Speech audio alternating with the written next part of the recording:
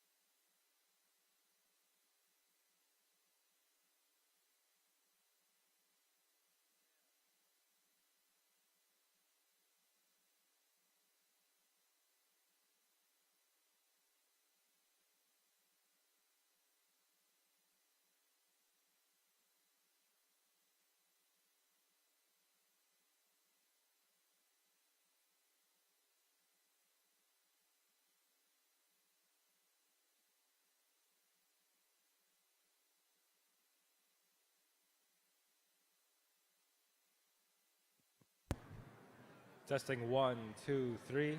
Testing 1, 2, 3. Mic check. ABC. It's good? Closer? Mic check 1, 2, 3. Mic check 1, 2, and 3.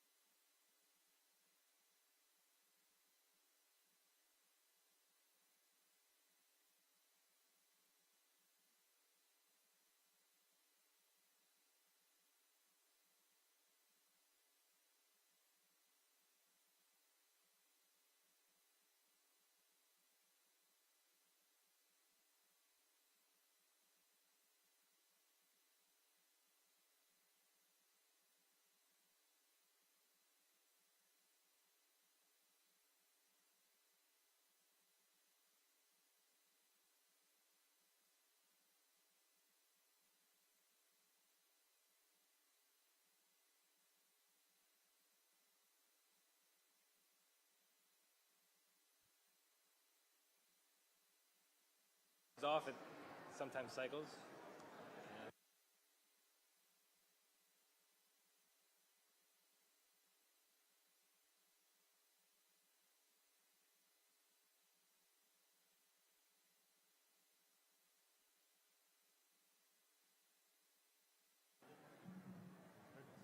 Test, test.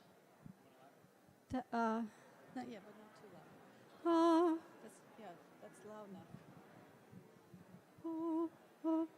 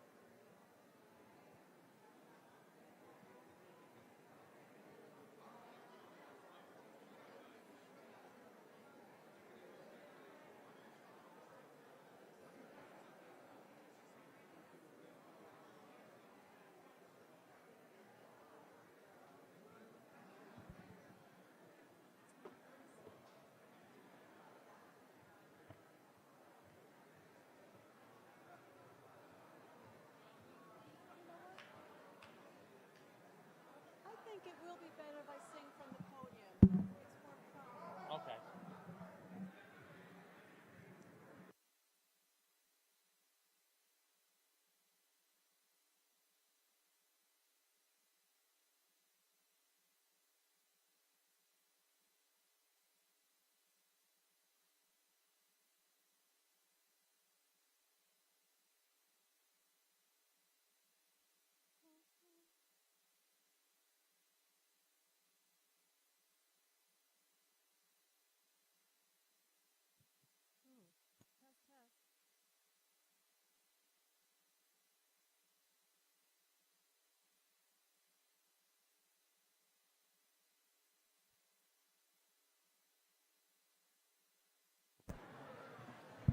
Test, test. Test.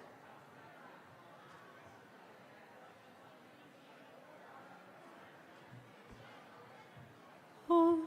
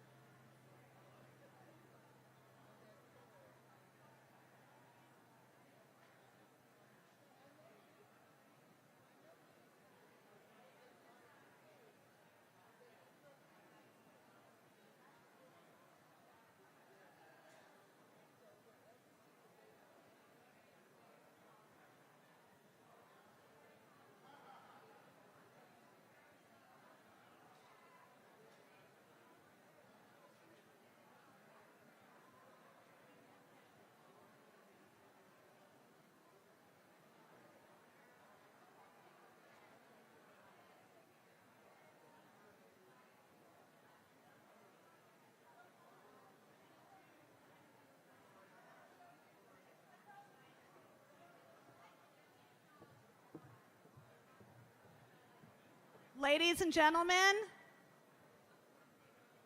and gentlemen, if you can please find your seats, we're going to begin our program in just a moment.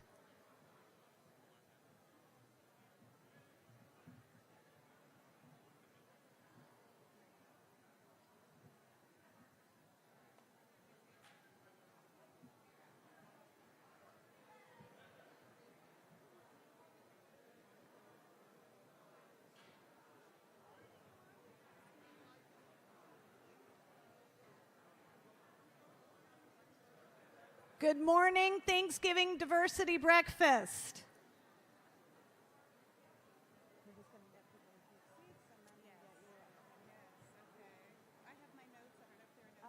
I have for you if you want. Let me do that just in case you change Enlarge font. anything. I didn't change anything since last. Yep. Okay, good. I wanted Cheryl up here with me, but that's Yeah. okay. Yeah, right? Yeah. Cheryl.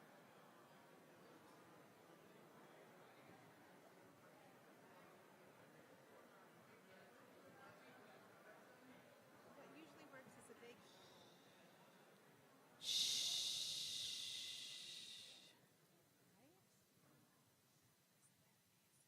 For those of you getting breakfast, if you can please find your seats, and we're going to begin in just a moment.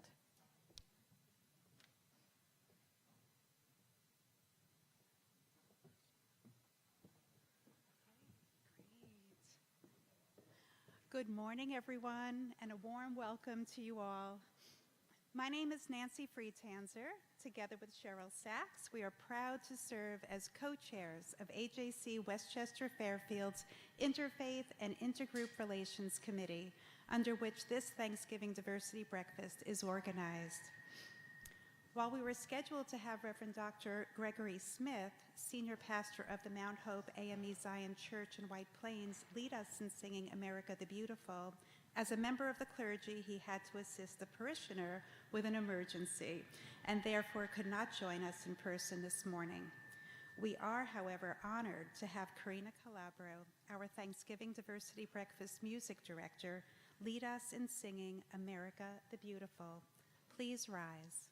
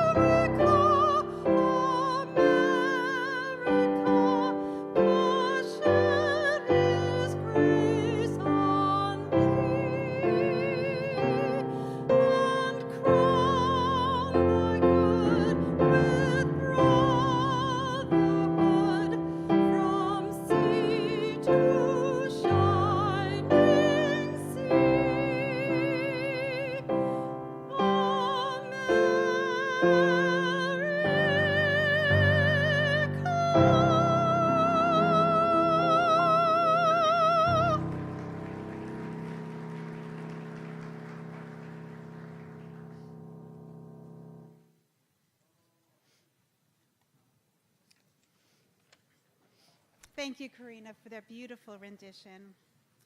Well, it's wonderful to see for the first time in 3 years, over 300 members of our Westchester Fairfield community participating in person in this 21st Thanksgiving Diversity Breakfast, and many, many joining us live on live stream.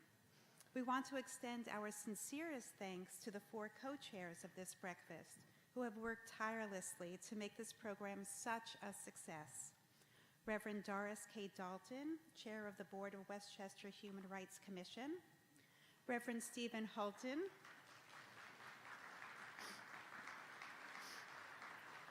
Reverend Stephen Hulton, pastor of Christ Church in Sparkill. Ellen Janko Bacon of AJC Westchester Fairfield's Executive Committee. And Minister Mark McLean, President of the NAACP's New Rochelle branch and President of the Interreligious Coalition of New Rochelle, as well as the many members of the Thanksgiving Diversity Breakfast Committee. Our community has grown so much since the first breakfast held in the aftermath of 9/11, when 40 clergy gathered to affirm their solidarity in celebration of the diversity and democracy of our American society. Over these many years, their commitment to these ideals has expanded beyond Westchester and Fairfield to draw a wider circle around this community that accepts and embraces its diversity and seeks to advance the welfare of all. It is now my honor to introduce Rabbi Evan Hoffman, President of the Westchester Board of Rabbis and spiritual leader of Congregation Anshe Shalom of New Rochelle, who will offer us his invocation.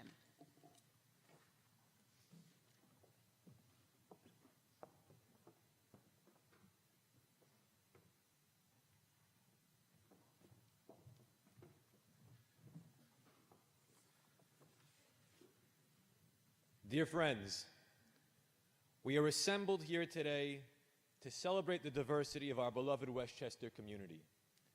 The Talmud, that great repository of Jewish rabbinic wisdom, asks why God created mankind with a solitary individual, Adam. Why were there not multiple first men? Among the various answers proposed, two stand out. Firstly, so that the descendants of one branch of humanity cannot say, quote, my progenitor was righteous, therefore I will necessarily be righteous. Nor would the descendants of another branch of humanity say, my progenitor was wicked, therefore I too will necessarily be wicked. God did not wish for later generations to rest on the laurels of those who came before them, nor for people to give up hope on their own moral potential and think the worst about themselves. Rather, we all have work to do in the moral sphere, and we must know that with diligent effort, we can be successful. But the Talmud posits another answer. Had there been multiple first men, then the various genealogical factions of humanity would be at constant war with each other. The Talmud interjects, but yes, in reality, we are always at war with each other. To which the Talmud answers, had we not been one human family, it would have been a whole lot worse. Implied in this response is an assumption that every human being knows in our hearts, if not always in our heads, that the neighbor, be he close or distant, friendly or adversarial, is still a brother. It was man's destiny to spread forth and conquer the four corners of the world. The Tower of Babel is a necessary ideology for the dispersion and diffusion of humanity. Had the story not appeared in Scripture, we would have had to write it ourselves. Different languages, different locations, different cultures, different faiths, different physical appearances. Humanity became a tapestry, evolving from a boring monotony. Our task is to bring the various segments of the human family back together. In today's global village, hardly anybody still lives in a homogeneous environment. Our task then is to take the heterogeneous bunch residing in our county, in our community, in our region, and transform it into united and harmonious fraternity. We are on the right track, and the momentum is in the doing. We recognize the righteous work of our communal organizations, their professionals, their lay leaders and volunteers, and of course, the clergy of many faiths. With bowed heads, we thank the Almighty for his beneficence. May peace and blessings be showered upon us, and let us say, Amen.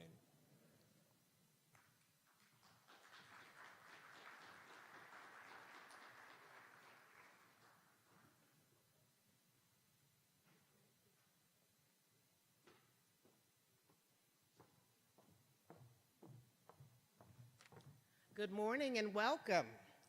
I'm Dr. Belinda Miles, the president of Westchester Community College, and it's my pleasure to greet you today. Welcome to our state and local representatives, to all of our community partners and friends, to those of us who are members of the WCC community, and I believe we have some students who are assisting us today. I'm very pleased to have their engagement. We're honored to once again serve as the host site for this wonderful event, where we gather as a community with shared purpose, values, and intentions. I'm pleased again that our students are engaged, and I thank Dr. Rachel Hall for coordinating their involvement. She is our interim Associate Dean of Student Involvement. We are actually the most diverse of the 64 SUNY campuses in the State University of New York system. We are SUNY's first Hispanic serving institution, and we are designated as a majority minority institution. So we've had to learn how to be more culturally aware and to engage the intersection of many different cultures here within our institution.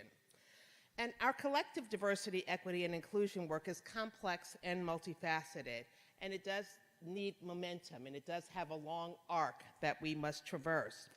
Every day, we learn more about who we are in this space. We learn through the lived experiences of our employees and students. We learn through our efforts to create a sense of belonging for those that we serve. We learn through listening as we make safe spaces available for new voices, for silenced voices, and marginalized voices to lean in and share, bringing forth new insights that are sometimes difficult to hear, but necessary for enlightenment and change. And we learn by providing an environment that not only facilitates education and exploration, but also assesses that environment regularly to ensure growth for the institution and those served by it. Thank you for your continued commitment to this important work, and once again, welcome.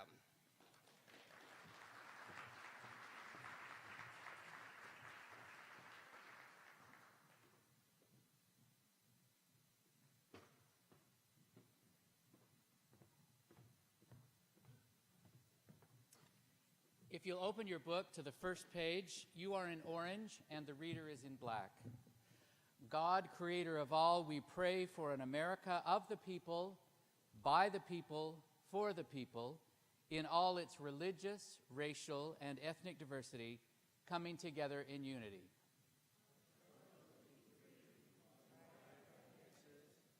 Plymouth Rock toward independence, where civil rights and enfranchisement continue to inspire us.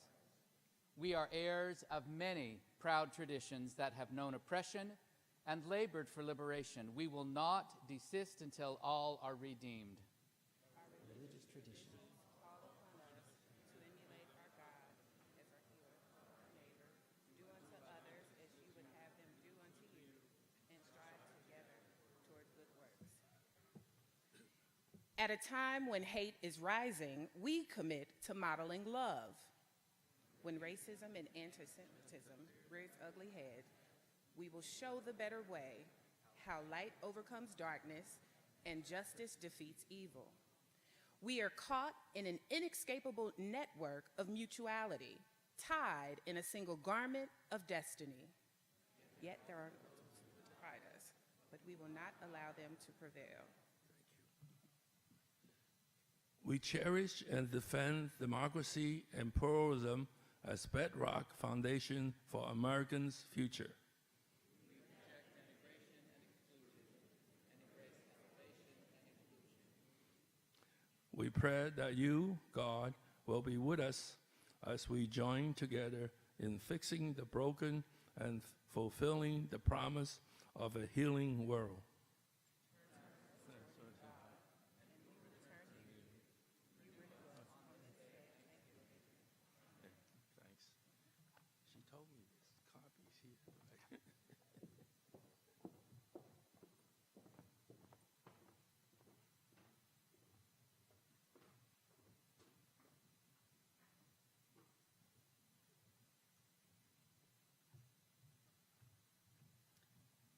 Good morning.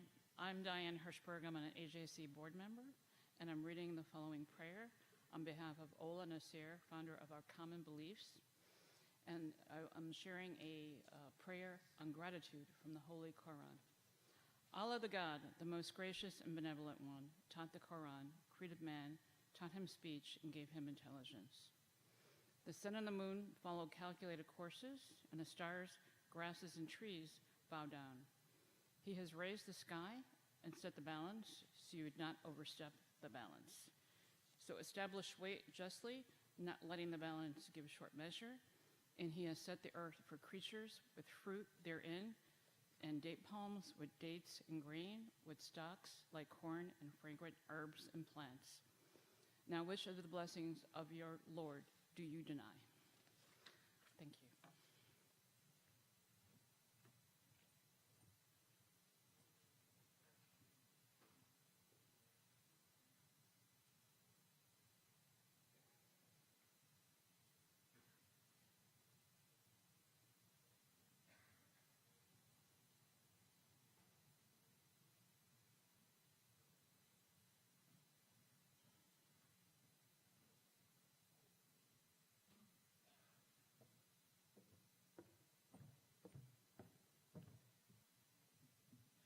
Good morning, everyone.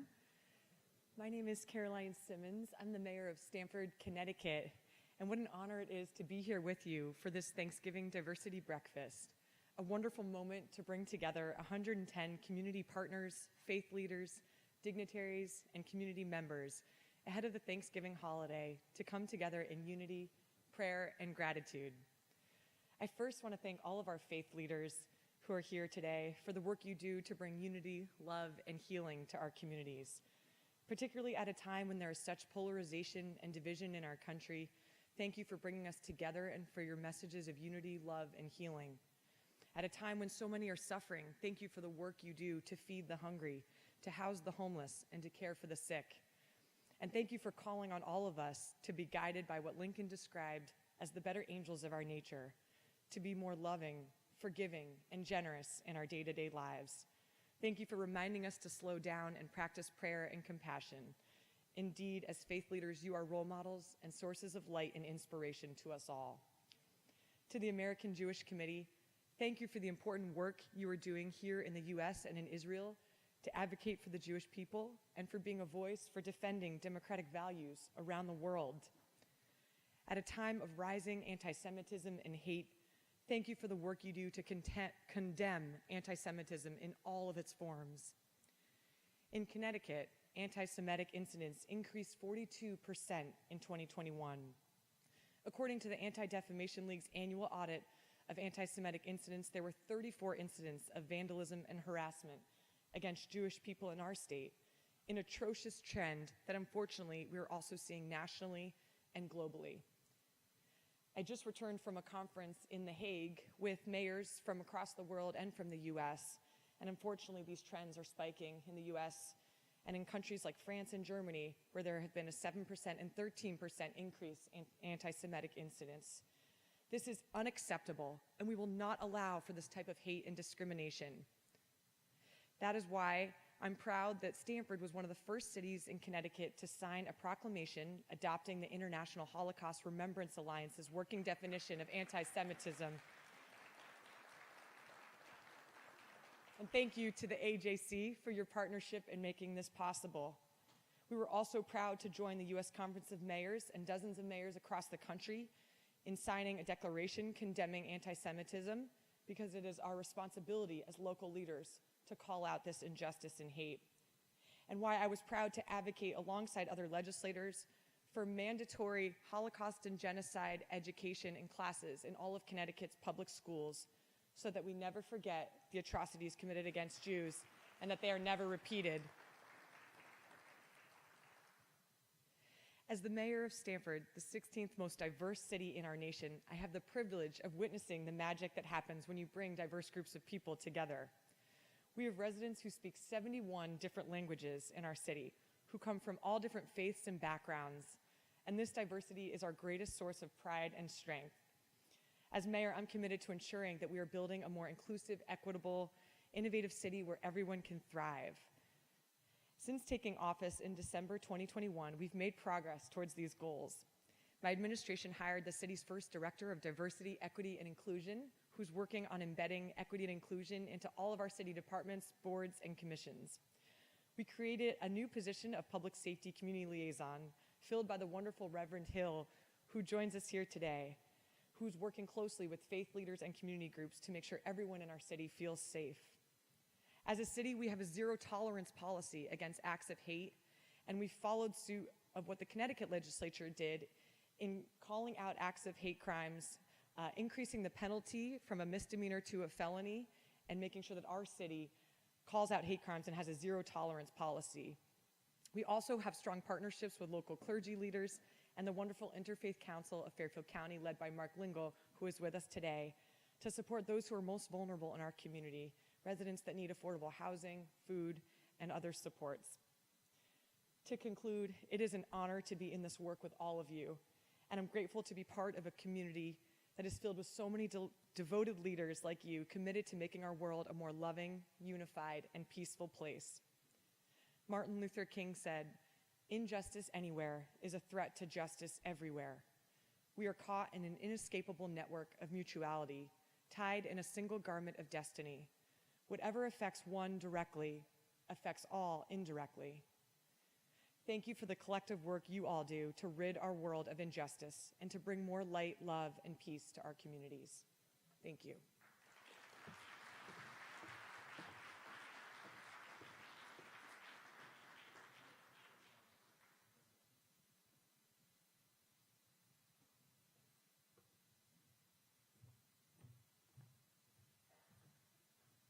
Good morning. I'm George Latimer, Westchester County Executive, and I'm very honored to be here along with many other elected officials who are all going to be recognized in a few seconds. I had the opportunity to speak with a friend of mine who I had worked with during my corporate career when I lived in Ohio. And he was living on the West Coast and wasn't exactly sure that I had changed my career from what we did corporately 35 years ago to being in public office. And he asked me to tell him a little bit about Westchester County.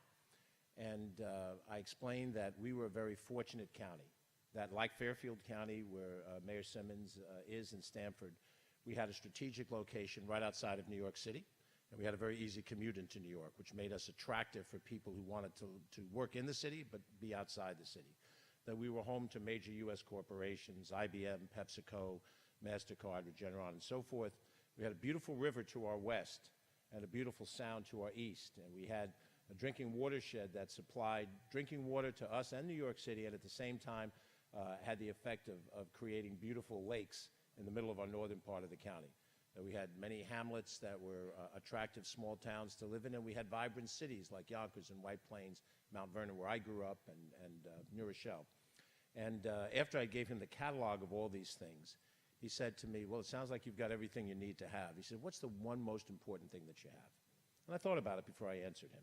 And we're friends, so we were talking sports in the same conversation. We talked about grandkids. I said, it is the people of this county. It's the we in Westchester that begins it. What we're really blessed, all of us, not in public office, out of public office, we're blessed with having talented people, people of all different backgrounds, and we try, and we have to try harder and better, to find ways to work together. That we are white and we are African American, we are Asian American and we're Hispanic, and we're all different gradations in between. That we're people with a host of different faith traditions, and some who have secular traditions, but we all have a sense of responsibility to something greater than ourselves. And that somehow in a county like this, in a jurisdiction like this, in broader context, we find common purpose in our diversity. And if there is a message that Thanksgiving tells us as a secular holiday, it is that it is what unites us all as individuals. We're not elected officials and non-elected officials. We're not necessarily our demographics. We're all people who are here right now, who share this moment in time in this particular space. And we're grateful for the things that we have. And we want to share those things with as wide a group of people as is possible. And our time is limited. We all understand. I have a birthday coming up, and you think about limited time a little more with each passing birthday. We want to try to do what the Greeks said, which is to make perfect the way of the world and tame the savageness of man. If we can do that to some degree at this breakfast and all the things that we do outside of this breakfast, inside and outside of all of our different professions and our avocations as well as our vocations, then I think we're doing God's will. I'll leave it to those people of the clergy to define that better. But as a secular official, if we can do those things, then we are fulfilling our responsibility to each other. And that is perhaps the greatest gift that we have. It's a pleasure to be with you this morning.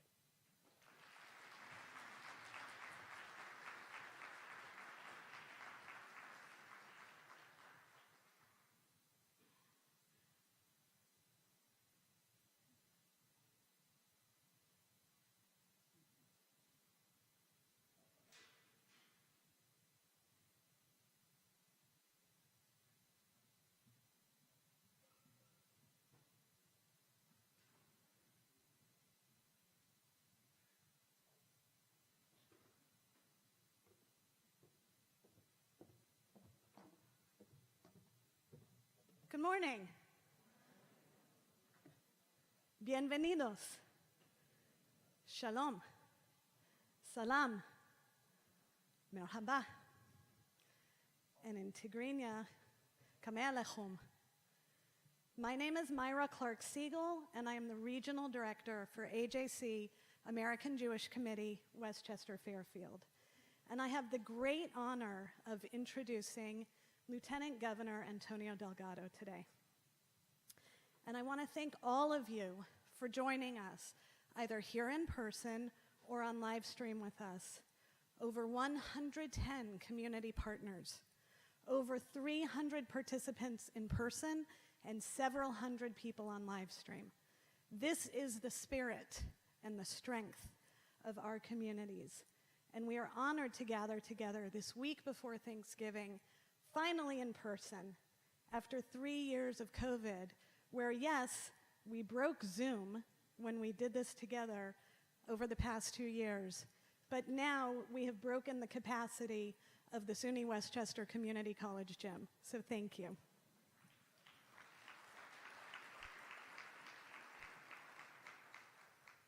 And today, on behalf of all of us here, I have the true honor and privilege to introduce New York Lieutenant Governor Antonio Delgado. Lieutenant Governor Delgado is from Schenectady, New York. Growing up, his parents worked for General Electric in Schenectady, demonstrating the values of hard work and commitment to community. That hard-working spirit had stayed with him throughout his entire life. He earned a Rhodes Scholarship while attending Colgate University in Hamilton, New York. And after returning home from Oxford, he received a law degree from Harvard Law School. Before being appointed as New York State Lieutenant Governor in 2022 and elected to a full term just a few weeks ago, he served in the U.S. House representing New York's 19th Congressional District, becoming the first person of color to represent upstate New York in Congress. While there, Lieutenant Governor Delgado was recognized by various organizations throughout his tenure in Congress for his bipartisan work. Prior to his political career, Lieutenant Governor Delgado enjoyed a career in the music industry, focused on empowering young people. He also worked in Hamilton, New York, and after returning home from, he worked in the music career, focused on empowering young people. And prior to that, he worked as an attorney, focusing on complex commercial litigation, while dedicating significant time to pro bono work in connection with criminal justice reform. I know that you all join me in giving a warm welcome to a keynote speaker, Lieutenant Governor Antonio Delgado.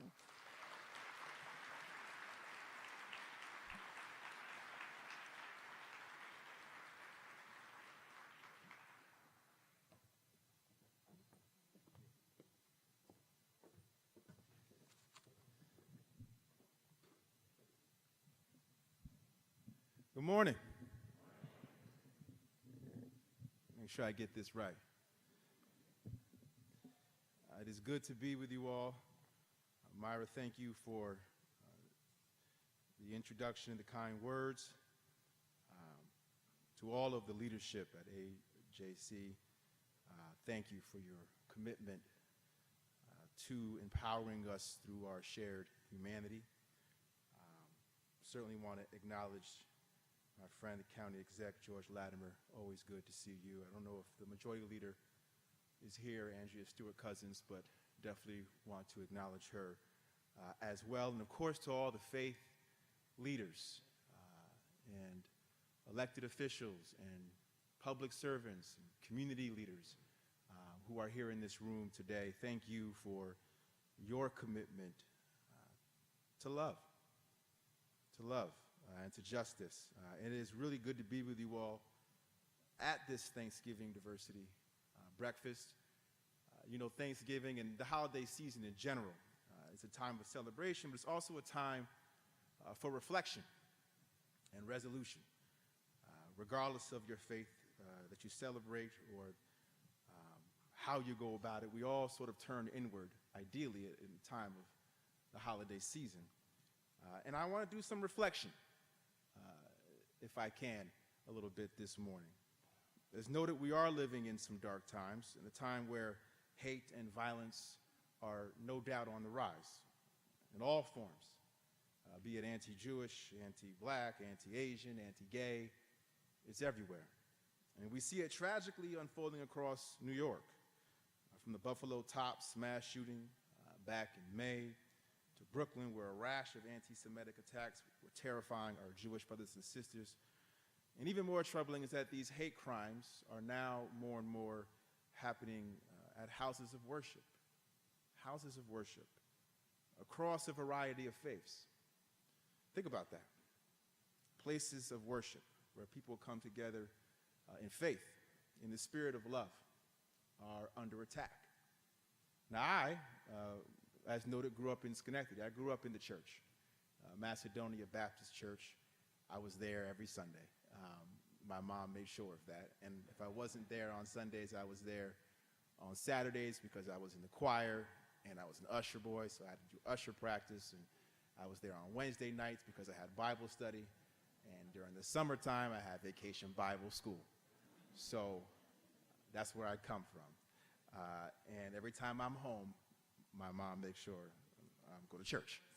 So, but I say that to say that I grew up steeped in the tradition, in particular of the Baptist Church, and I know quite a bit about the role it played during the Civil Rights Movement, but I also have an understanding of the targeting it faced during the Civil Rights Movement. I think back to the 16th Street Baptist Church in 1963, where we lost 4 precious girls in Birmingham, Alabama.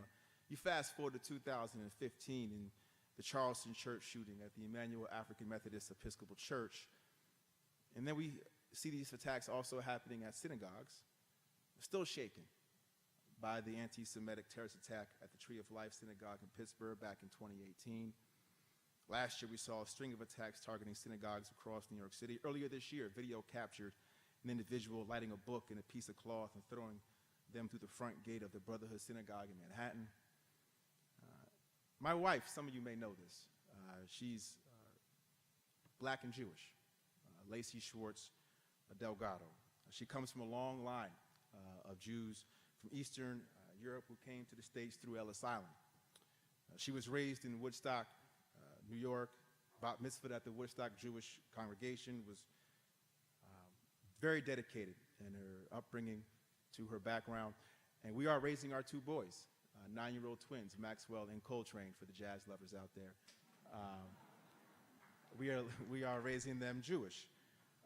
And what I know in my heart of hearts, with every fiber in my being, is that this cannot be the world that our children inherit. Our children, all of our children, any race, any background, any religion, they cannot inherit this. And to this end, it is incumbent upon all of us to unite across difference through love. To unite across difference through love. One of the things Lacey and I often talk about is the intersectionality between the black and Jewish experience, particularly around questions of bondage and freedom, and what it means to both actually be free and to prevent the bondage of others. As a black and Jewish family, we wrestle with the legacy of slavery on both sides. And Lacey has professionally done a lot of work consulting and speaking widely on the racial, ethnic, and cultural diversity of historic and contemporary Jewish life, using her own personal story as a starting point. In fact, last year she produced a 30-minute special on BET called Black and Jewish, examining the relationship between the black and Jewish communities and the roots how the roots of anti-Semitism and racism are intertwined.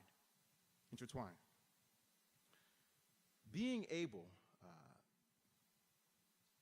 to really think about this intersectionality has had a profound effect on me. One of the first and most impactful experiences I had in Congress was to go to Israel in 2019. I was able to take in the long history of the old city of Jerusalem. And my wife had been there several times before me, but it was my first time. We were there together.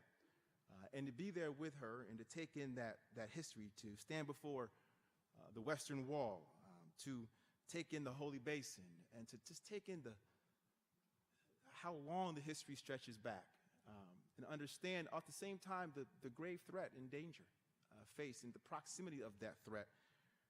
It was a real eye-opener for me. You know, it's one thing to, support legislation, investing in Israel's multi-tiered missile defense system. It's quite another to visit an Iron Dome battery just miles from the border of Gaza. It's one thing to put diplomatic pressure on Iran for its malevolent actions in southern Syria. It's a very different thing to see the suburbs of Damascus from the Golan Heights. With so much hate and violence in the world, we need leaders truly dedicated to peace and love. And this goes deeper than just politics. It really does. I try to look at how we can bridge divides and bring people together, create a space, an open, honest space for conversation. The problem is the climate we are living in right now is very toxic. There's a nastiness and a vitriolic hostility permeating throughout our public discourse. Lying and being blatantly dishonest no longer seem to carry the same moral consequence as they once did.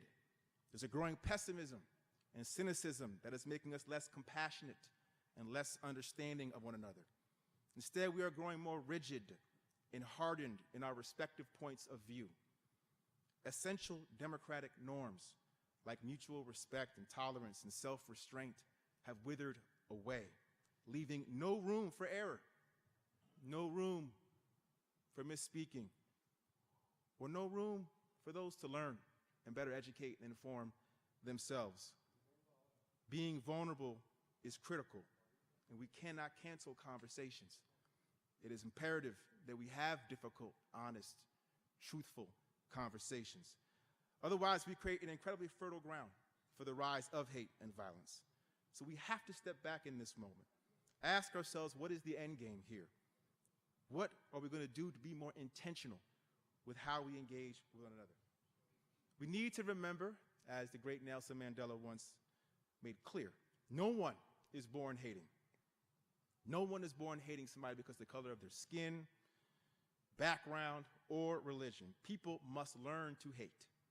And if they can learn to hate, they can be taught to love. For love comes more naturally than the human spirit, than its opposite. And as Dr. King once preached, love is the most powerful force in the universe. It can overcome hate, neglect, marginalization, oppression, doubt, fear, you name it. It will conquer it.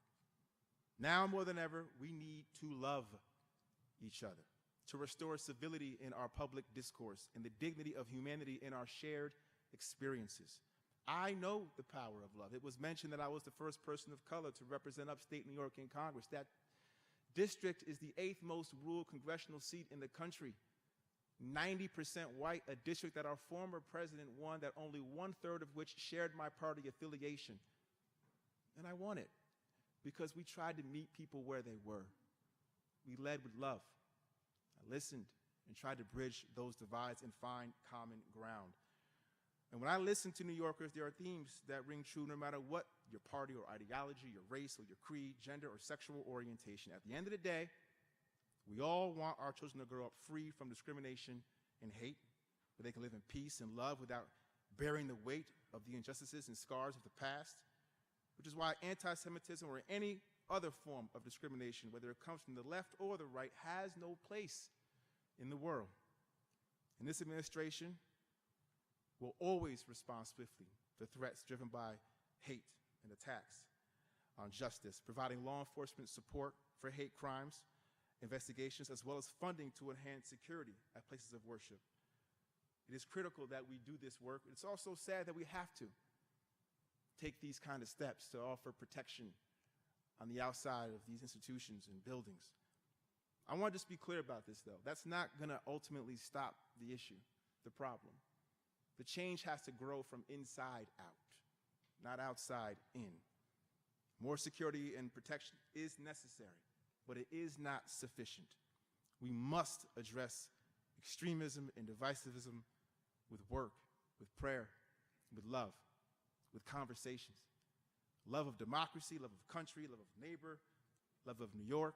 And New York has a real opportunity to lead the country in this moment. We have long been the epicenter of multiculturalism, multi-religious, and multi-ethnic communities, the epicenter of mutual tolerance and acceptance and respect. And it's time for New York to really lead meaningfully in this regard, not just in New York, but also across the country.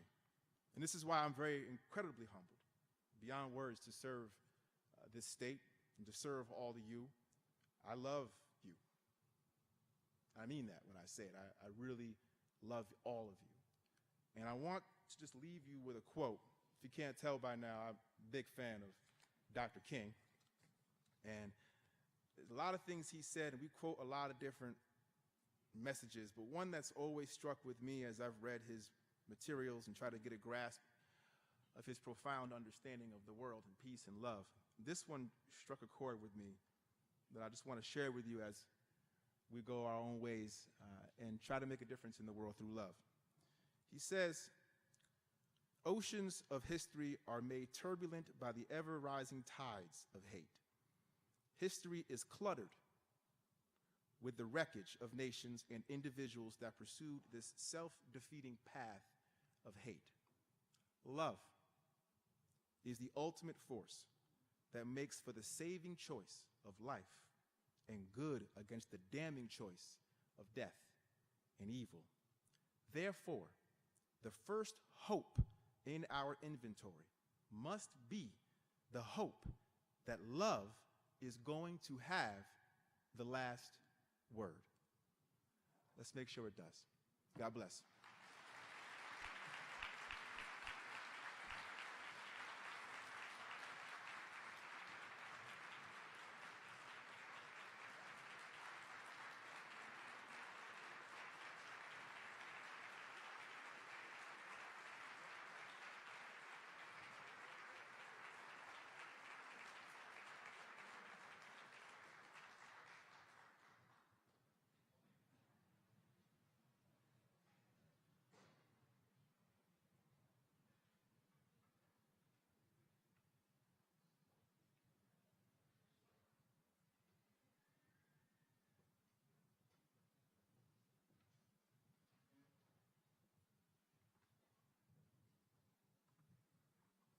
Peace and blessings, family. It's very good to see everyone here. In fact, after struggling with the echoes of a once-in-a-100-year pandemic that attacked our ability to fellowship, boy, you guys look good. And we ought to just give a hand clap, a hand praise to the Almighty for bringing us through and allowing us to be victorious.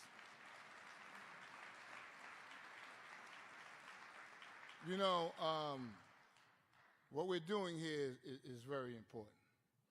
We live in very consequential times, and I like to always say God only made one race, the human race. And when we stand up together against hate, we all reaffirm our humanity. So just look at each other. Just look at each other and know that we are indeed family. And I love the Lieutenant Governor's remarks. That's the first time I ever heard him. I want to say my son's middle name is Coltrane. And Coltrane was an awesome gift to our heritage as Americans. And one of his signature pieces was a love supreme. And if we are going to be a victorious people, we need a love supreme. And so I'm here to introduce a very important person, most of all because she is my friend. This person was first elected to the state Senate in 2006. In 2012, she broke a barrier by being elected the Democratic leader.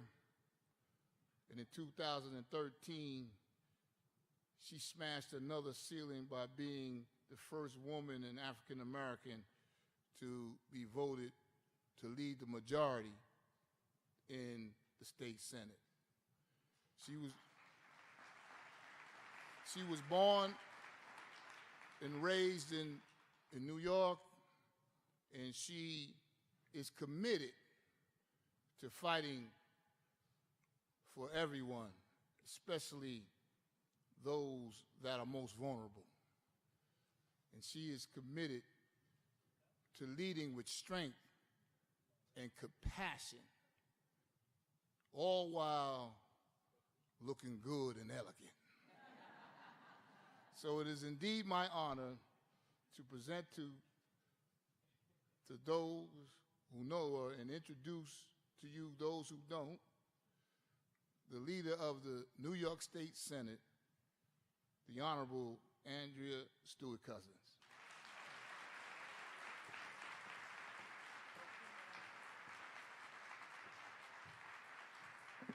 Good morning. Is love in the house? Come on.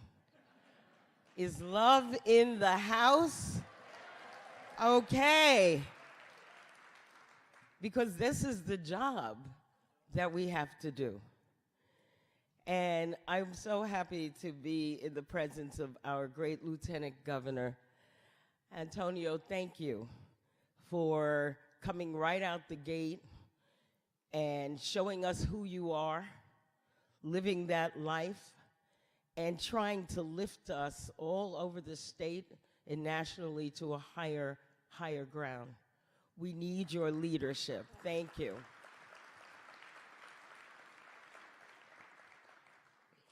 And to my friends in the AJC, I was talking to Stan, I'm like, how long has this been going on? Because I remember when this was a tiny little, right, Mona, you're shaking your head, right? A tiny little, we were up, I know you could tell me, but there may have been maybe 40, 50 people. And I hadn't been for, I guess, you know, when I was in the county, I was here all the time. And then it was harder once I got into the Senate. So I hadn't been here. And then, of course, we had COVID.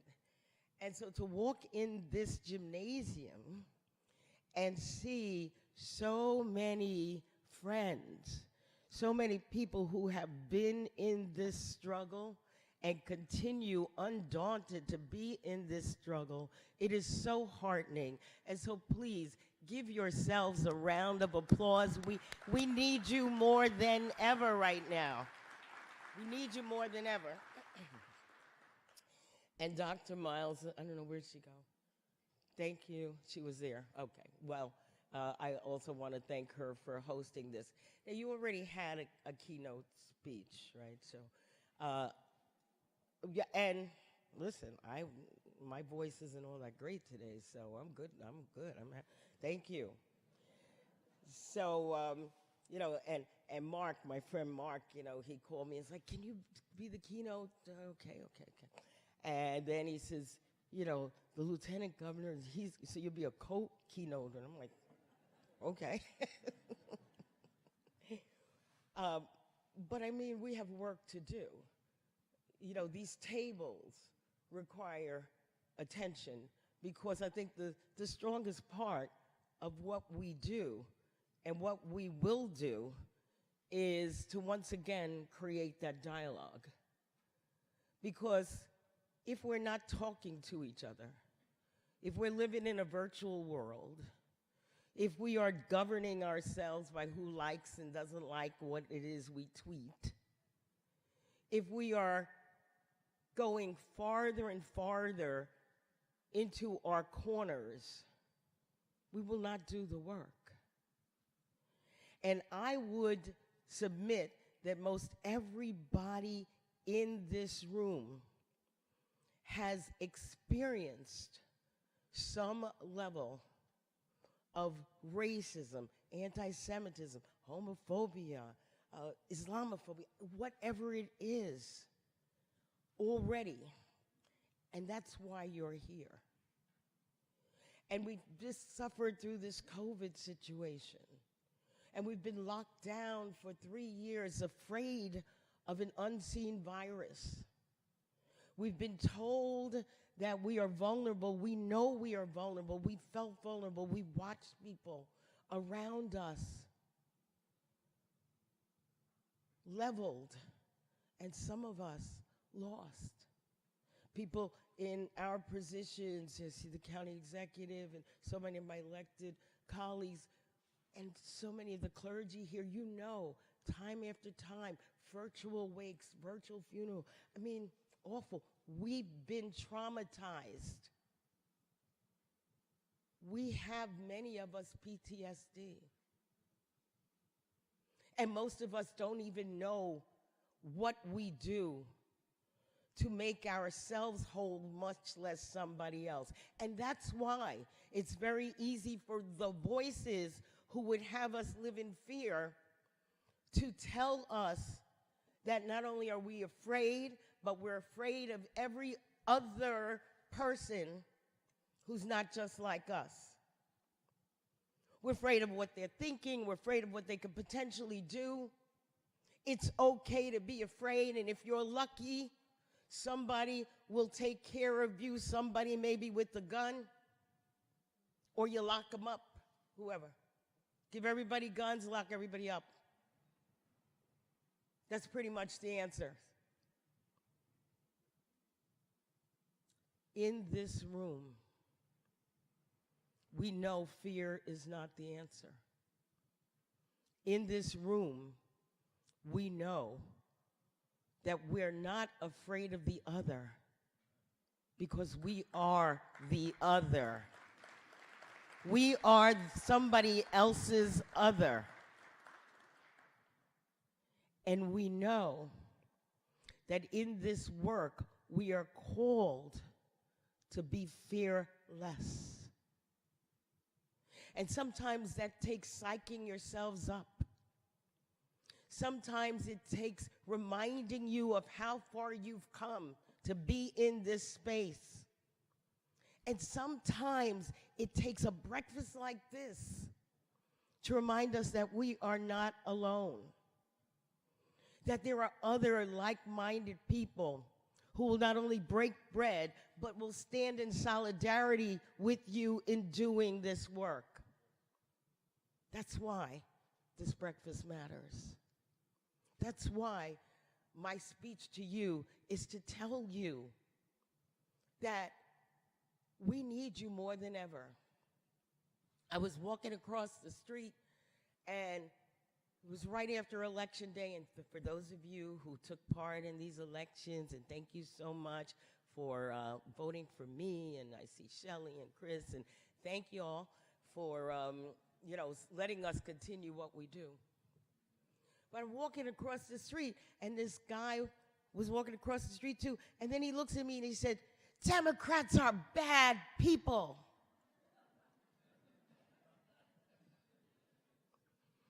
Then the man is going, there's a woman in a car, she's holding a brown bag out there. He's going to get this bag like, I'm going across the street to get my nails done, I'm doing. And he took this time out of his crossing the street, getting his brown bag, to tell me I'm a bad person. And so I did what my lieutenant governor would do, what the clergy would do. I see so many of you, I'm not going to start calling your name. I said, God bless you. God bless you. And he looks at me, and then he goes and he gets his bag.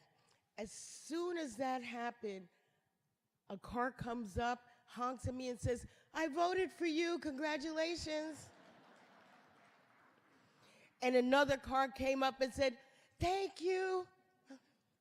And I said, look at God, look at that, look at that.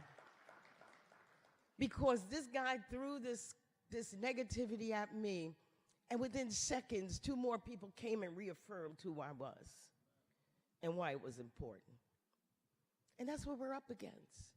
It looks like, and it looks like it's overwhelming. And the negativity will show up and yell at you. But you yell back. And you say, I know who I am. And I know I'm here to bring light and not heat. I know I'm here to uphold something stronger and bigger and better than what you've got to offer. And I understand why you're scared. I understand why you're confused. I understand that you have not learned the lessons that I have learned. But I love you enough to talk to you, to teach you, to approach you, to listen to why you think this. And lastly, I'll say, because my district and every other district has changed, I had to meet a lot of new people. A lot of people who don't philosophically, ideologically agree with me. And I had in my head, oh my goodness, I'm going to plod through this because I'm going to hear what's wrong with me, and, you know, this guy who yelled at me in you know, little morsels. And as I went to visit the new, more Republican parts of my district, what I heard, quite honestly, was the same thing. Everybody had the same talking points. Wasn't that different? You know, this is the crime, immigration, inflation, crime, immigration, inflation, crime, immigration, inflation. And then the conversation was over. Because once we actually started talking, what those were talking points. The reality, the substance, it had been drilled and drilled and drilled, but once you start talking, it's like, oh, I didn't know that. Oh, really? Yeah, I'll take a COVID test kit. Thank you. Sometimes it looks a lot more scary than it is. But we'll never know unless we dare to overcome the fear. So I thank the AJC. Thank you, community, for being a community that's unafraid to live the truth of the legacy of the greatness that brought us all to this diversity table. Have a wonderful Thanksgiving. Let's get the work done. Thank you.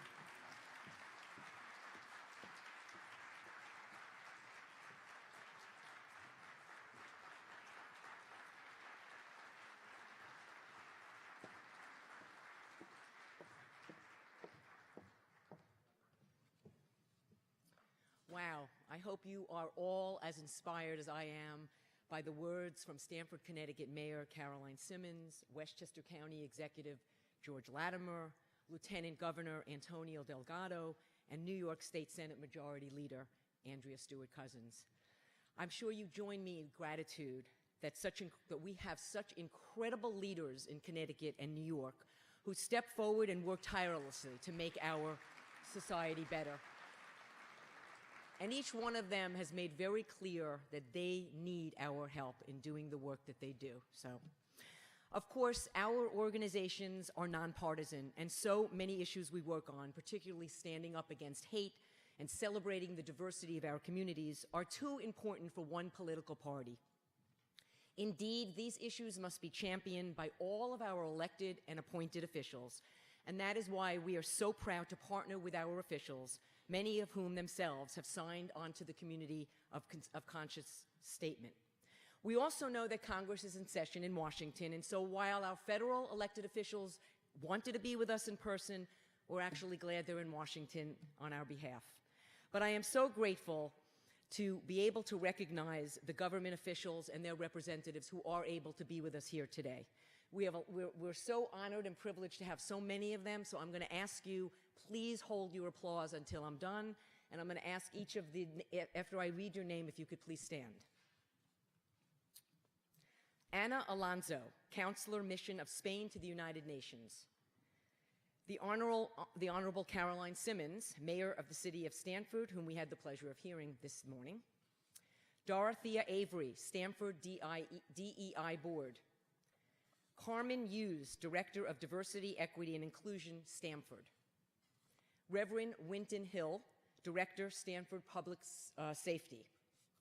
Eva Weiner, Deputy Director of Jewish Affairs for the Office of the New York State Governor Hochul. Steve Callias, Hudson Valley Director, Office of U.S. Senator Kristen Gillibrand. Quantel Bazemore, representing Congressman Jamal Bowman.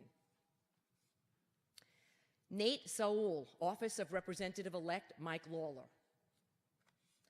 Brandon Lloyd, Regional Representative of Lower Hudson Valley, Office of New York Governor Hochul. The Honorable Antonio Delgado, Lieutenant Governor of the State of New York, who we had the great pleasure of hearing from this morning. Joseph Orlando, Office of State Comptroller Thomas DiNapoli.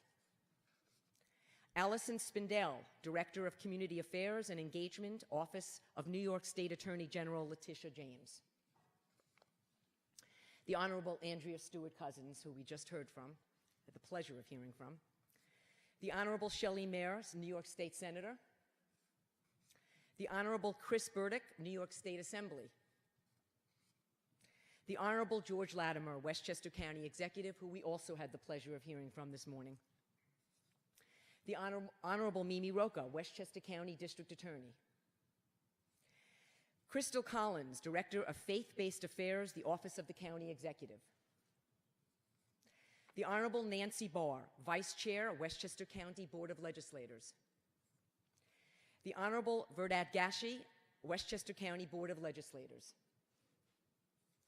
The Honorable Damon Mayer, Westchester County Board of Legislators. The Honorable Erica L. Pierce, Westchester County Board of Legislators. The Honorable Jewel Williams Johnson, Westchester County Board of Legislators. The Honorable Noam Bramson, Mayor, City of New Rochelle. The Honorable Tom Roach, Mayor, City of White Plains. The Honorable Jane Elkind-Eny, Town Supervisor, Town of Mamaroneck. The Honorable Dana Levenberg, Town Supervisor, Ossining and New York State Assembly-elect. The Honorable Victoria Presser, White Plains Common Council. The Honorable Justin Brash, White Plains Common Council. The Honorable Ellen Hendricks, Canal Member Greenberg. The Honorable Sabrina Fiddleman, Canal Woman, Town of Mamaroneck. Councilwoman, I guess. The Honorable Pamela Jaffe, Councilwoman, Town of Rye. The Honorable Erin Gouven, New York State Supreme Court. The Honorable David Everett, New York State Supreme Court. Reverend Doris K. Dalton, Chair, Westchester Human Rights Commission, whom we are so honored to have as the co-chair of this breakfast. Reverend Stephen Pogue, Vice Chair, Westchester Human Rights Commission. Tagash Sankala, Executive Director, Westchester County Human Rights Commission. Let's have a round of applause for everybody, and thank you for being with us.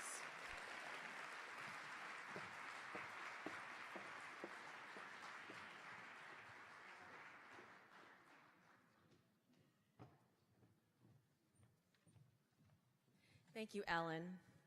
Friends, it's wonderful to be with you. As Ellen just said, my name is Reverend Doris K. Dalton. I'm the Director of Leadership Development and Intercultural for the New York Conference of the United Methodist Church. And I serve you as the chair of the board for the Westchester County Human Rights Commission. I also want to just give a shout out to State Senator Andrea Stewart Cousins and also our County Executive George Latimer. They, with our beloved Lois Bronze, helped to form the Westchester Human Rights Commission. Thank you for your work. I am thankful that together we've had this opportunity to greet and hear from our elected officials. And will you agree with me that we will support them in their work, hold them accountable also, to build an equitable, inclusive Westchester and Fairfield County where everyone can experience belonging? Will you agree with me? Yeah. So now I want to shine the spotlight on the real stars of this event, and that is, I would call the rest of us, right? The rest of us. You might not be a mayor, you might not be a legislator or an elected official. That might not be your role, but my friends, in the role that you do have, and the purpose that you are living into, in the ways that the forces of this universe coalesce and come together in you, you do have the powerful capacity to create spaces of belongingness right where you are and because of who you are. So at this point, if I was preaching, but I'm not, if I was preaching, I would say, and hear the good news, right? You are not alone. You are now part of this community of conscience. So I want to read for you the Thanksgiving Diversity Breakfast Community of Conscience statement if you're looking for it. It's somewhere in your nice little orange book. Together, we represent a plurality of faiths, ethnicities, countries of origin, genders, gender identities, ages, and socioeconomic backgrounds. Amid rising incidents of racism, extremism, and anti-Semitism, we stand united and adopt these community of conscience principles.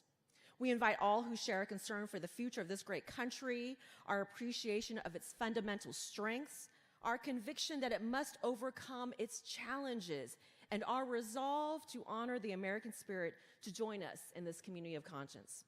Join us in the spirit of the American motto, E pluribus unum, as we unite across difference, celebrate our diversity, contribute to a shared society, and resolve to advance the welfare of all.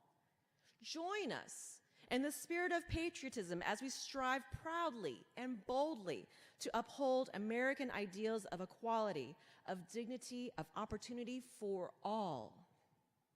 Join us in the spirit of civility as we reject anti-Semitism and all forms of bigotry, incendiary partisanship, whatever its sources, dehumanizing and demonizing rhetoric, and threats of violence. Join us in the spirit of democracy as we reaffirm and reinforce our constitutional system, seek equal justice for all, and safeguard our fundamental freedoms. Join us in the spirit of American pluralism as we promote mutual respect, not mere tolerance, as a standard for enlightened coexistence. Join us in the spirit of inclusiveness as we reach out to and uplift the poorest among us, as we welcome the stranger in our midst, and as we fully enfranchise the disabled. Join us in the spirit of love as we counter those who purvey hate, intolerance, and incivility, especially those who legitimize their inappropriate practices based on Holy Writ. And join us in seeking to fulfill the biblical teachings that we are all, okay, I'm sorry, Hebrew teachers, I'm going to work on it. Beit Zelem Elohim. Did I do okay? Okay, thank you very much. Thank you. All right. All created in the divine image, the very foundation of human equality. And join us in pursuing the prophet Isaiah's age-old vision that one day nation shall not lift up sword against nation, neither shall they learn war anymore, that peace, love, and unity will reign. For those who believe as we do that our liberty and aspirations depend on the noble principles articulated by President Lincoln and defended by generations of brave Americans since the founding of this republic, our call could not be more urgent. So friends, will you answer the call? Will you join this community? Okay, that was not a rhetorical question. I'm going to try again.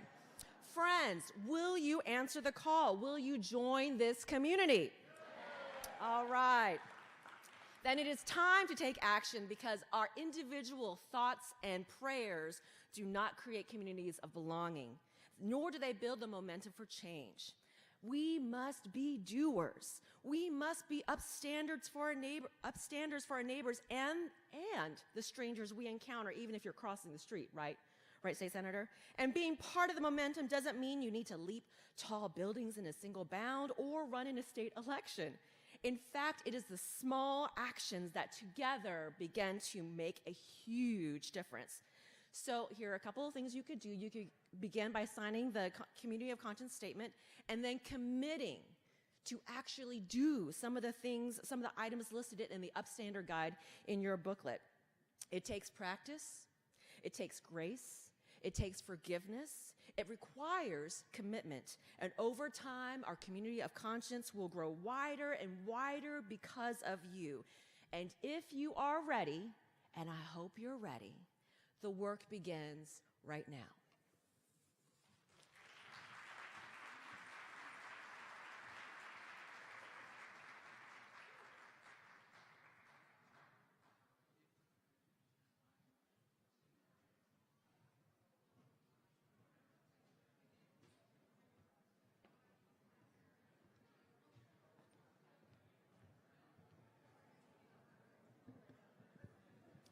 Good morning. My name is Reverend Stephen Holton from Christ Church Spark Hill. And before I introduce what y'all are going to do today, I was listening to the Lieutenant Governor who spoke of those 4 precious girls who were killed in Birmingham, and remembering the words of Dr. King at their funeral, that it was time for the clergy to come from out behind the safe security of their stained glass windows. And it is good to look around at all those people who have come from behind the security of their stained glass windows to too many vigils and too many marches. But in that way, we have become family. It is good to see the family. We are blessed to join together again in person after such a long time apart due to the pandemic. As we celebrate Thanksgiving, the definitive holiday for gathering with one another and celebrating together, the opportunity to reunite in person today is truly a blessing. The Thanksgiving Diversity Breakfast was conceived by AJC and evolved in response to the terrorist attacks on 9/11. We celebrate diversity and appreciation of one another over hatred of the other. It is as fitting and as needed a response today as it was 21 years ago, unfortunately. In a moment, we will introduce ourselves to one another so that you know who is sitting at your table and can appreciate the true diversity of the event. Before that, I want to thank the co-chairs and incredible Thanksgiving Diversity Breakfast Committee and staff, whose names are listed in your program under the apt title, It Takes a Village. They have worked for many months to make this all come together. Our deep gratitude also goes to the table facilitators who will guide us through the roundtable discussion. It takes a village, a beautiful and diverse village, and it is a great metaphor for the real world. We all have to work together, bringing our wonderful traditions to the table, to break bread with one another and stand strong together with one another against hatred. Our table discussions are the living embodiment of the goals of the breakfast, an opportunity to build bridges, learn from those with different beliefs, backgrounds, and views, and grapple with how we promote diversity throughout the year. For those of you participating on the live stream, we ask that you ensure that you are back on in exactly 25 minutes because you don't want to miss our powerful conclusion together. And so now we begin our discussions, a cherished tradition at our Thanksgiving Diversity Breakfast, and for many, the highlight of our breakfast. Whether this is your first or your 21st diversity breakfast, this is a hallmark of our efforts together as a community of conscience, and we welcome and champion each person's voice. You will now have 5 minutes to briefly introduce yourselves to one another. Please go around the table stating your name, where you live, and something brief about you, such as your affiliation, your school or place of work, or your community. In addition, your table facilitator will be passing around a sheet for you to provide your name and contact information, which will be shared with those at your table so you can continue your conversations and connections after the breakfast is concluded. As you answer the questions, I ask you to speak from the heart. You might feel that what you did wasn't much, or what you did was a great deal. But when you share from the heart, you weave yourself together again into this village. When you share your contact information, you permit yourself to become friends.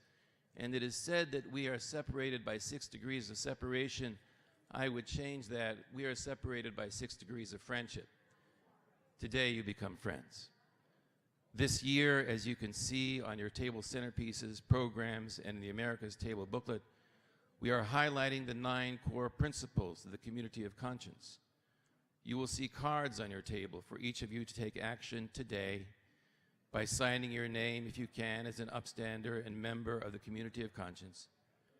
We ask that you put your cards in the small boxes on your table.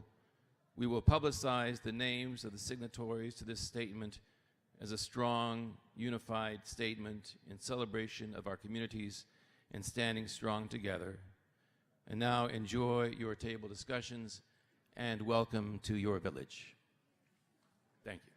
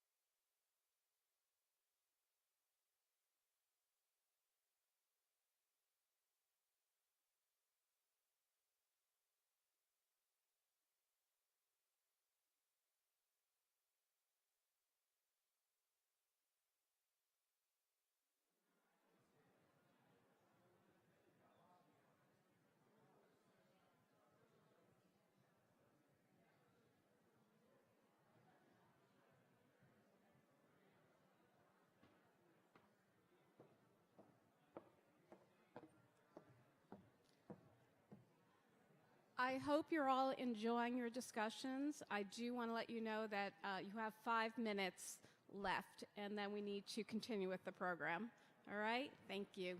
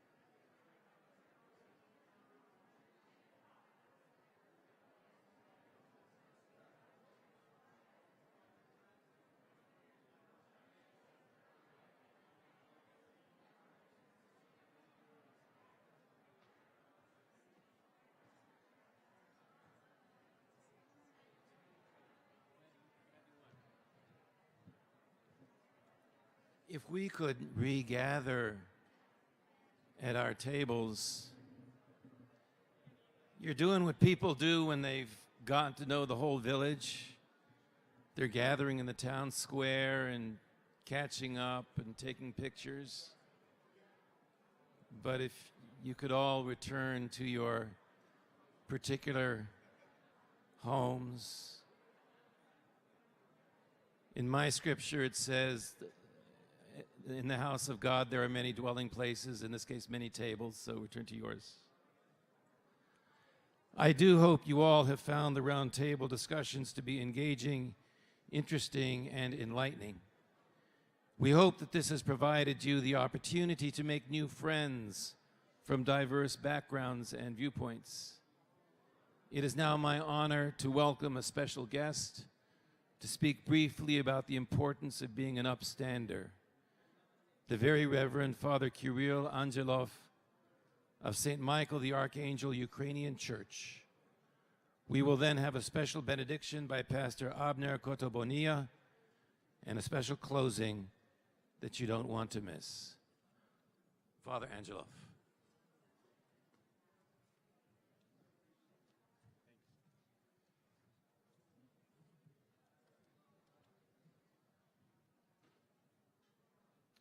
Thank you, Reverend Holton, for these extraordinary table discussions that lift our spirits and commit us all to doing more and doing better.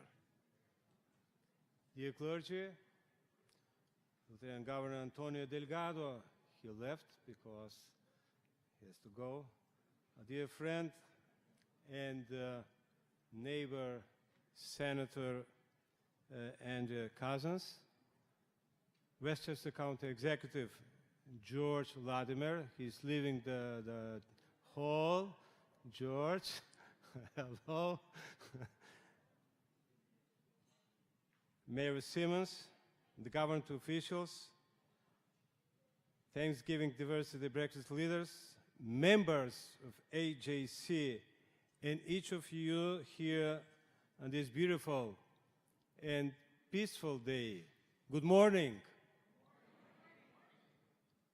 Here we are approaching Thanksgiving, a time to be mindful of our many blessings, a time of gratitude, a time of feasting, family gatherings, a uniquely American holiday, reminding us we are living in the land of plenty of milk and honey, turkey and apple pie. Last year, at this time, much of Ukraine was like we are today, surrounded by family, friends, enjoying a meal, children going to school, lovers planning weddings, families shopping, loving and appreciating everything they had, dreaming about the holidays ahead. And in a flash, just like that, their lives were shattered. Russian bombs hit peaceful cities and villages, ripping apart their bodies, their homes, schools, hospitals, places of worship, destroying innocent, sacred life as though it was nothing, nothing. And I stand before you this morning as a priest, serving St. Michael the Archangel of the Ukrainian Catholic Church in Yonkers, and as the spiritual pastor, representing the Ukrainian people of our community, we share firsthand in the suffering of our families and friends in Ukraine. Daily, we mourn the loss of innocent children, mothers, fathers, grandparents. These lives that mean nothing to Putin mean everything to us. They are, after all, our flesh and blood, our DNA. While this unprovoked war, with all of its death and destruction, reveals the ugly evil of some, it conversely reveals the shining goodness of others, the power each of us have when we work together. Shortly after the war began, we were approached by the Jewish faith leaders from the Hebrew Institute in Riverdale, the White Plains, the Westchester Jewish Committee, generously and genuinely sharing their support for us. And very quickly, the circle of support expanded to include spiritual leaders of all faiths. We, priests, rabbis, imams, vicars, pastors, together with our government representatives, gathered to pray for peace and to protest against evil. The message was, and still is, clear. We are with you, Ukraine. We support you. We pray for you. We are here for you. We will do whatever we can. Communities of conscience.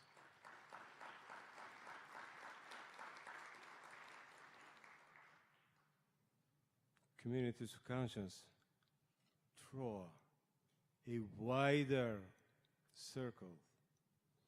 These are not just clever names or slogans. They are people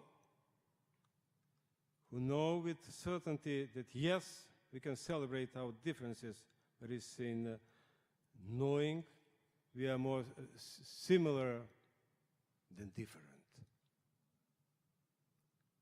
Faith, shared values and unities is our true strength.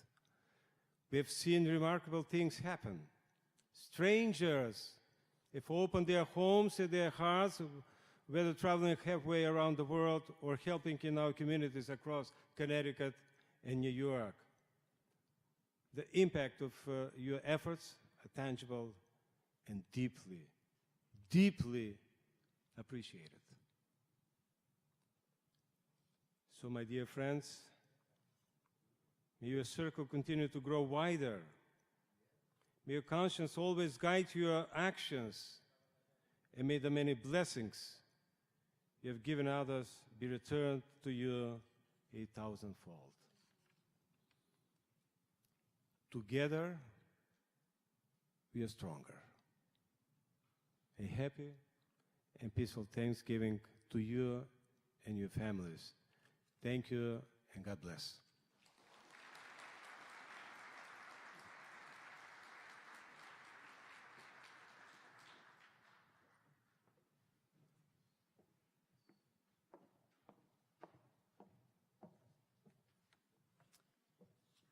I don't know about you, but I have waited 3 long years to return to this Thanksgiving diversity breakfast in person. I'm so happy that we are finally reunited here.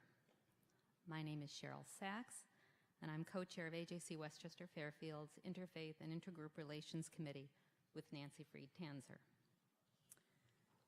I'd like to take a moment to thank several extraordinary people without whom we would not have had the chance for this uplifting and inspiring Thanksgiving diversity breakfast. Please hold your applause until the end, but join me in thanking AJC's Jill Friedman and Myra Clark Siegel, Westchester Jewish Council's Elliot Forsheimer and Pam Goldstein, SUNY Westchester Community College President Dr. Belinda Miles and her extraordinary team, Karina Calabro for her yeoman's work as music director, our tremendous diversity breakfast co-chairs, Reverend Doris Dalton, Reverend Stephen Holton, Minister Mark McLean, Ellen Jaco Bacon, the entire Diversity Breakfast Committee and event sponsors, There are also so many people to thank individually, so please read through the It Takes a Village section of the program. We were blessed with so many officials here and inspiring words by Lieutenant Governor Delgado, Majority Leader Stuart Cousins, Westchester County Executive Latimer, and Mayor Simmons of Stamford.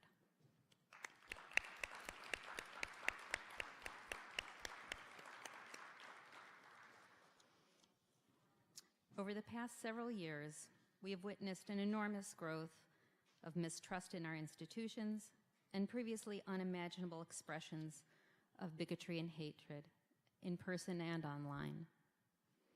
To counter them, everyone, everywhere, must become upstanders for what is decent and just. On your table, printed inside the program, you will find How to Be an Upstander, a compendium of ways to take action to help others, from modeling behavior to self-education to impactful events that you can organize on your own or with small groups. How to Be an Upstander can provide the momentum to begin or increase your participation wherever you are in ways large and small. Another way to become an upstander is to join the AJC Westchester Fairfield Community of Conscience. In 2021, AJC Westchester Fairfield launched the Community of Conscience with leading individuals of every background and religion from our community who uphold the ideals of justice, of equality, of dignity, of opportunity for all, while rejecting all forms of hate, bigotry, violence, and incendiary partisanship. Through the Community of Conscience, we can speak with one powerful voice when there is a need, in response to something negative, such as a hate crime, or even better, in supporting of something positive, such as in May of 2021 when President Biden signed into law the Jabara Hire No Hate Act. Together, we can advocate in nonpartisan ways for issues of common concern and continue to build bridges of understanding within our communities. We invite everyone here to join the Community of Conscience. The principles are on your tables and in the America's Reader you each received. You can join right now by signing your name on the card that's on your table and dropping it in the box. For those of you on live stream, please mail westchester@ajc.org. And now it's my honor to introduce Father Abner E. Cotobonilla, pastor of the Iglesia Misión Bautista Hispana de Westchester, who will offer us his benediction in Spanish with the translation on screen. And please stay for the special conclusion after the benediction. Father Bonilla.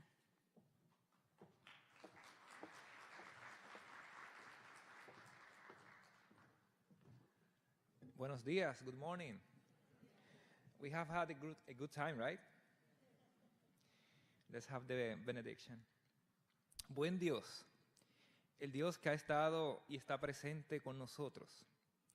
En este momento queremos expresar nuestra gratitud a ti por permitirnos tener este momento de compartir en la mesa, de aprender unos de otros y saber que hemos sido llamados y llamadas para trabajar por la justicia y la paz de este mundo.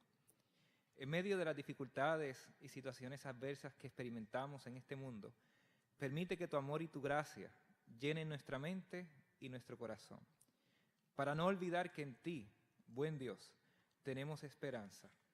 Que esa esperanza nos invite a seguir viendo lo que ves y sentir como sientes, y que de esa manera podamos salir transformados y transformadas con una nueva mentalidad.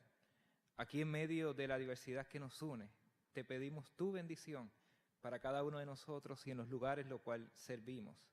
Llegamos con tu paz y salimos de este lugar con tu paz. Good God, the one who has been and is still with us, at this moment we want to express our gratitude to you for allowing us to share the table, to have the opportunity to learn from each other, and to know that we have been called to work toward the justice and peace of this world. In the midst of the difficulties and adverse situations that we experience in this world, Let your love and grace fill our minds and hearts, so as not to forget that in you, good God, we have hope. May that hope invite us to continue seeing how you see and feeling how you feel, and that in this way we can leave this place transformed with a new mentality.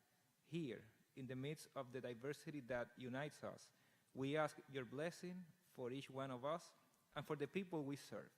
We came to this place with your peace, and we leave this place with your peace. Amen.